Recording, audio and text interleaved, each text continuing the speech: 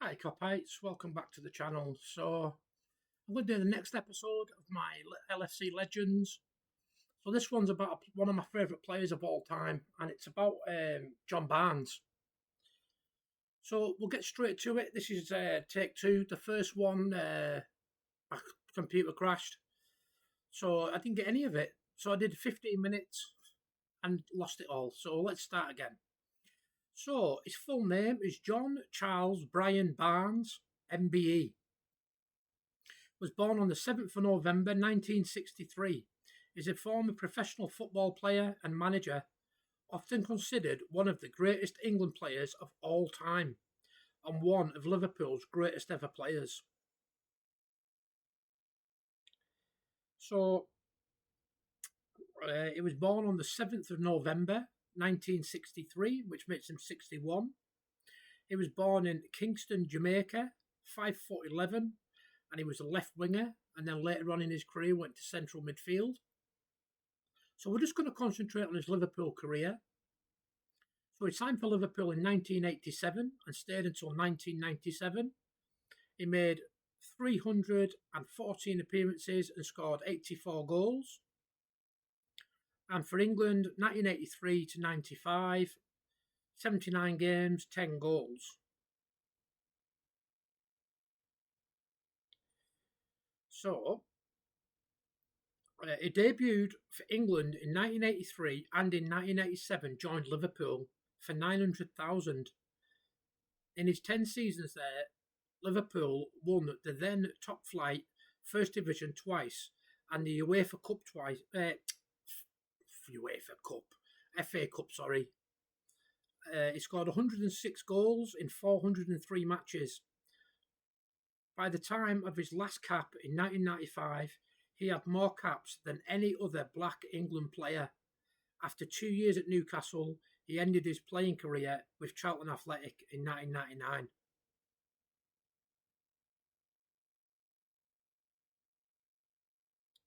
Barnes won the PFA Players Player of the Year once in 1987-88 and the Football Writers Association Player of the Year twice in 1987-88 and 89-90.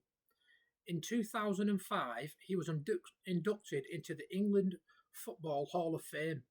In 2006, in a poll of Liverpool fans' favourite players, Barnes came fifth. A year later, 442 magazine named him Liverpool's best ever player. In 2016, the Times reader voted him England's greatest ever left-footed player. Barnes has published 2 books. John Barnes' The Autobiography in 1999, which was followed by The Uncomfortable Truth About Racism in 2021, both of which were met with a largely positive reception. In 2022, he returned to Liverpool as an official club ambassador.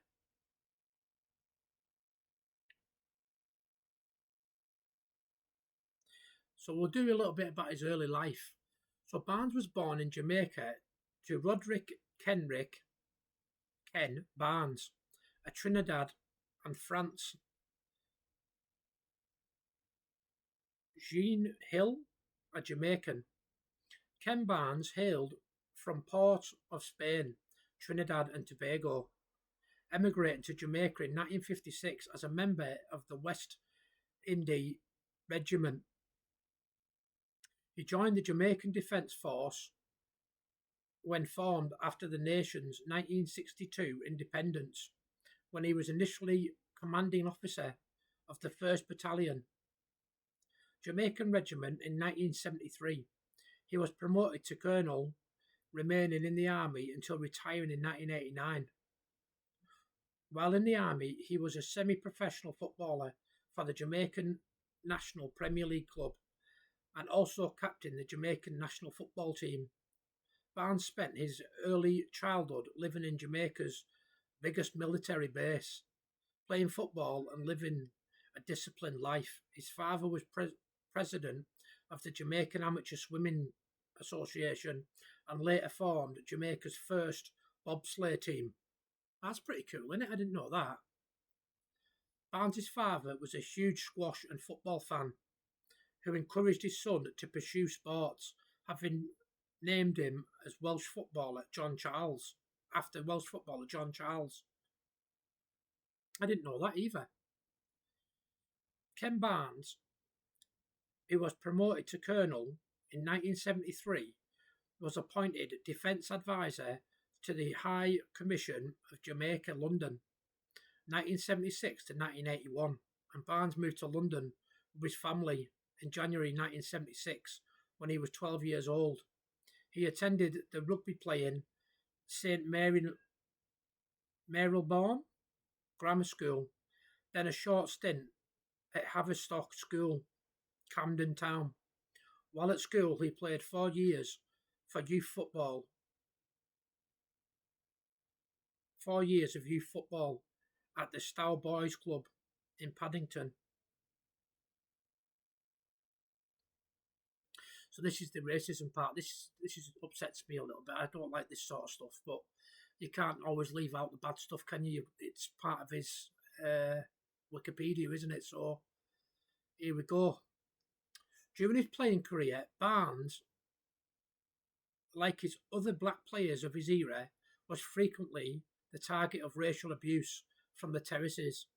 At one of his first appearances at Anfield, Barnes said that the tea lady had intentionally or unintentionally served tea to all the players in the lounge except him. And he made a joke about it, asking light-heartedly, "Is it because I am black?" As well as being abused by opposition players, on occasions Barnes reported overhearing teammates making racist remarks towards other black players in opposite teams.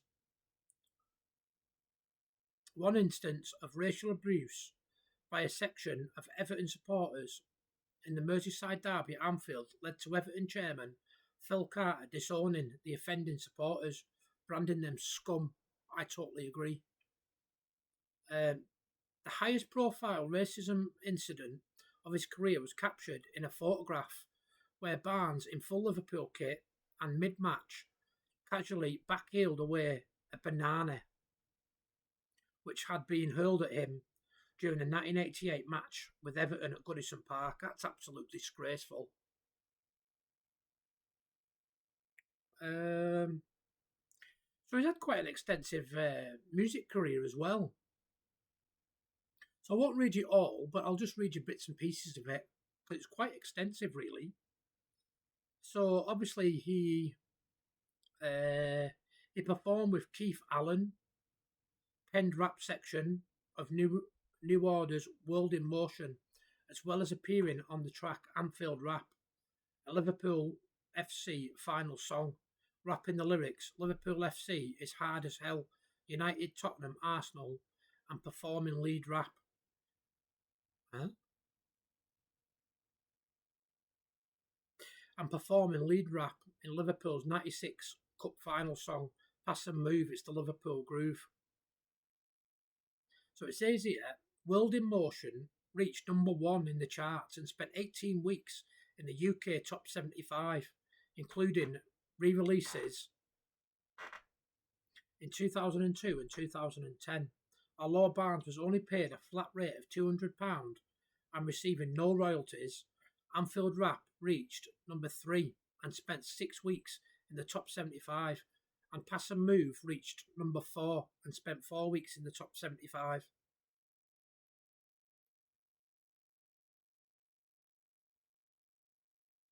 So it's got a little bit here about his personal life. So it says that Barnes was married to and subsequently divorced Susie, with whom he has 2 sons and 2 daughters. Barnes' second wife is called Andrea, and they have 2 daughters and a son. They live in Wirral, Cheshire.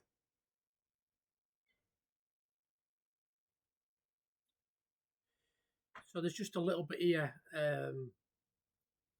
It says, with fellow former footballers Les Ferdinand and Luther Blissett, he founded Team 48 Motorsport, a team aiming to promote young racing drivers of African Caribbean background in 2008, the team entered the British Touring Car Championship, running Alfa Romeos for white African Matthew Gore and 18-year-old Black Briton Darrell Wilson. However, the project never got off the starting line and the team failed to show up for any of the races.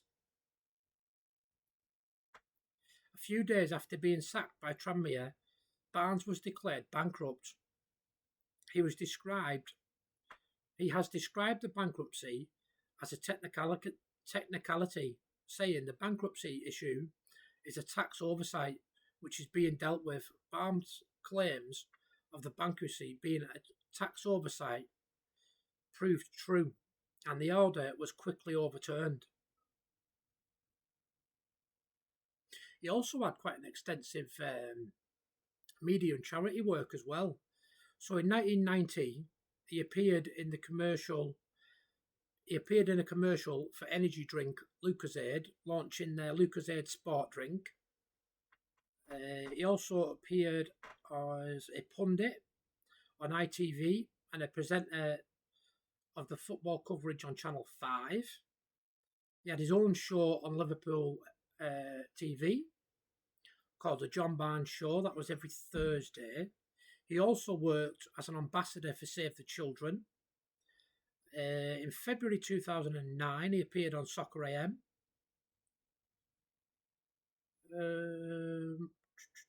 In 2001, Barnes appeared on Lily Savage's Blankety Blank. In 2000, he presented a one-off soccer special with Lisa Rogers entitled The Pepsi World Challenge. Devised and produced by Nathan Carey and airing on Channel 5 in the UK. The show was edited with local presenters around the world. In 2001, he was on This Is Your Life, when he was surprised by Michael Aspel. And then Barnes competed in the 5th series of Strictly Come Dancing, which started in October 2007. His dance partner was Nicole Cutler. They finished in 7th place. He was also the first male celebrity to receive a 10 from the judges, which he got for his salsa. Then it says, after an absence of nearly 8 years, Barnes returned to football in late 2007. He agreed to run several coaching clinics across the Caribbean for young players, with the possibility of them joining Premier League side Sunderland on trial. He made a guest appearance as himself in episode 10 of Series 6 of Waterloo Road. That was aired on BBC One on Wednesday the 27th of October 2010.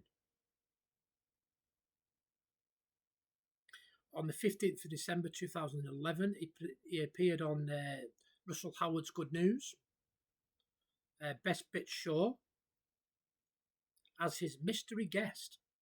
In the show, he was dressed as Santa Claus, and along with Russell Howard, he performed his famous rap with New Order's World in Motion. Wow, he's done all sorts, there's still more. On the 17th of October 2012, Barnes featured in Series 9, Episode 9 of the BBC series Who Do You Think You Are? Barnes has suggested the Rooney Rule used in the NFL, which requires teams to interview minority candidates for coaching positions. He said it should be adopted by the Premier League. I agree. In 2016, in the run-up to the 2016 EU referendum, Barnes refuted Michael Gove's claims that he wished the United Kingdom to leave the EU, claiming that he supported continued UK membership of the EU. In January 2018, Barnes participated as a housemate on the 21st series of Celebrity Big Brother. And finally, on the 21st of February 2019, Barnes was a guest on Question Time, commenting on racism and discrimination in society.